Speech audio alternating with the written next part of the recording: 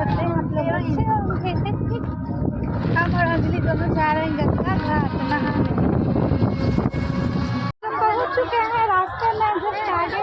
देखिए अंजलि मोटरी उठाई है। यहाँ काफी ज्यादा भीड़ है। चली रखिए अंजलि को लालच आ रहा है, बोरी जलेबी।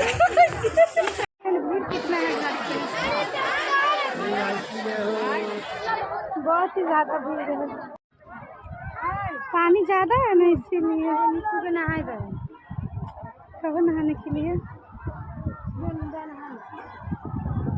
गंगा घाट में भीड़ देख लीजिए। तो हम लोग नहा के तैयार हो गए, हम घर के लिए निकल रहे हैं। हम लोग अब जा रहे हैं अपने अपने गाड़ी पे बैठने, गाड़ी पे बैठ के घर जाएंगे।